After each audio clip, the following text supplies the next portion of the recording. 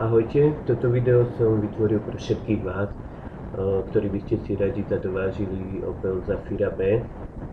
A dúfam, že vám toto video aspoň troška pomôže pri výbere a rozhodovaní sa.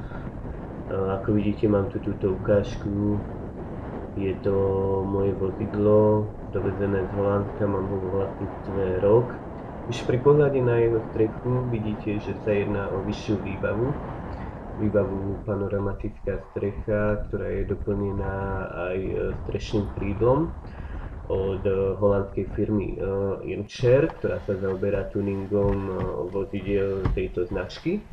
Nastaviteľný volant je samozrejmosťou, je navyše potiahnutý kožou. 6-stupňová manuálna prevodovka, manuálne ovládanie klímy, rádio z MP3 prehrávač, palubný počítač, odkladacia skrinka dostatočne veľká na doklady, odkladacia skrinka aj v stredovej opierke, taktiež je aj pod ňou. Pozeráme sa aj na zaujímavé tiahlo ručnej brzdy, ktoré nám pripomína tiahlo v lietadle. Ovládanie okien je vpredu elektrické a vzadu manuálne.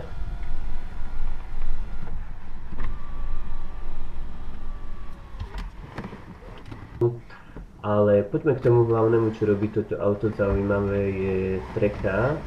Ťahá sa vlastne pozdĺž celého auta. Je rozdelená na dve časti a stred delia vlastne odkladacie skrinky. Navyše v prípade, že si neželáte, aby bolo auto presvetlené, jednoducho zatiahnete elektrickou clonou, ale to budete robiť len málo kedy, pretože pevne verím, že jazdu s pohľadom na oblohu si jednoducho obľúbite.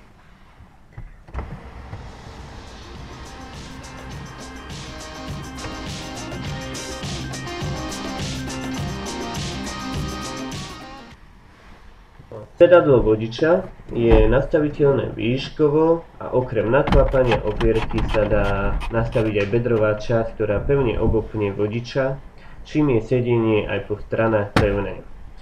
Zaujímavosťou je, že sa dá sedadlo plynulo celé naklápať.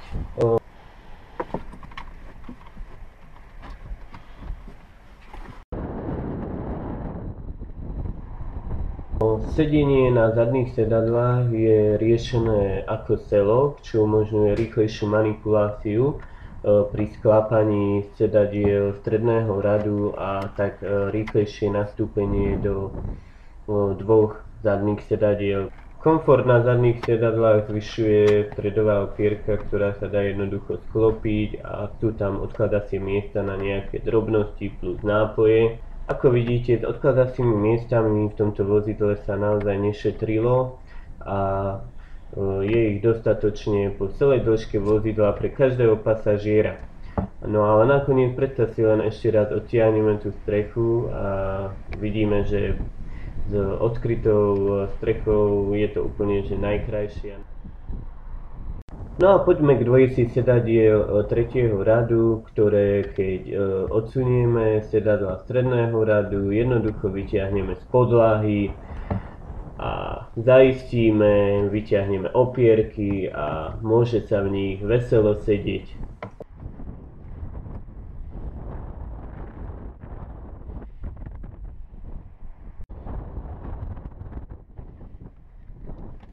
No a aby ste mi verili, že v nich môže sedieť aj dospelý človek, tak si tu teraz sadnem jednoducho tak, že si odtiahnem opierku z sedadla stredného radu, sadnem si tu, pripášem a môžeme ísť trebárs aj na výlet k moru, pretože mám tu dostatok odkladacích skriniek.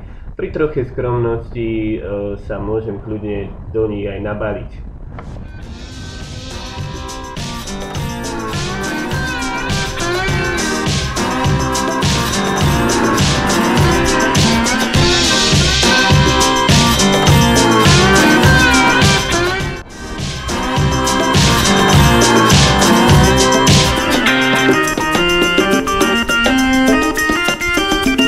Sa toľko bavíme o tých odkladacích skrinkách, tak aby som ako čerešničku na torte ešte na jednu nezabudol. V podlahe v kufri, kde mám nejaké drobnosti ako olej a kľúč na koleso, A taktiež je tam šrouba, pomocou ktorej je uchytené koleso rezervné, ktoré je od spodnej strany na podvozku vozidla. Plnohodnotná rezerva. Tu už počujeme, ako si krásne kradie dieselový motor 1.9 CDTI s výkonom 88 kW. Ide o silnejšiu verziu, ktorá dobre reaguje aj v nižších otáčkach, nemá problém prejaviť sa ani pri plne obsadenom vozidle, kde nevidno stratu výkonu. Na rozdiel od motorov 1.7 CDTI môžeme povedať, že ide o výhodu hlavne v tom, že sú tu použité strekovače Bosch, ktoré sú pomerne lacnejšie a sú takisto dostatočne kvalitné ako aj drahé strekovače od japonskej firmy Denso. Taktiež môžeme povedať, že pri dobrej starostlivosti a údržbe tohoto vozidla majiteľ získa spoľahlivého spoločníka nielen na každý deň do práce, ale aj na dovolenky. Čo sa týka podvozku, myslím si, že nesklame. Vďaka našim rozbitým cestám je našťastie nie nastavený príliš tuho, ale ani nie príliš mäkko, čím sa nie správa auto vzadu tak nervózne a moc sa nenachlápa.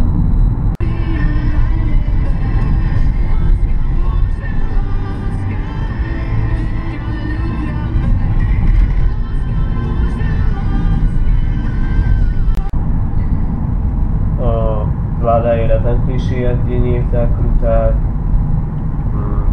Výhodou tohto klasického podvozku oproti aktívnemu podvozku, ktorý sa taktiež montoval do týchto vozidiel, je hlavne v cene, keďže tlmiče na takýchto podvozoch aktívnym riadením sa pohybuje v dosť vysokých cenách. Napríklad cena tlmiča môže byť až okolo 400-500 eur.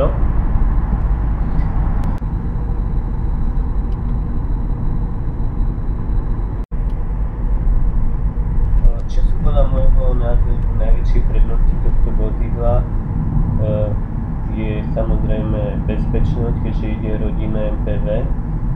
Na čom si dala nemecká automobilka naozaj záležať, je to, že karoséria sa neskladá z tenkých plechov, ale kvalitnej pevnej ocele, čo potvrdzujú aj rôzne testy, ktoré si môžete samozrejme nájsť aj na internete. Čo sa týka spotreby paliva, to je nejakých 6,5 litra kombinovanej spotreby na 100 km. Je myslím si, že na dieselový motor priateľná spotreba na koľko je dosť veľké vozidlo a aj výkon je vyšší. Tak a teraz je to do mňa všetko. Dúfam, že sa vám moje video páčilo a trochu som vám pomohol alebo som vás oboznámil s týmto vozidlom. Dovidenia.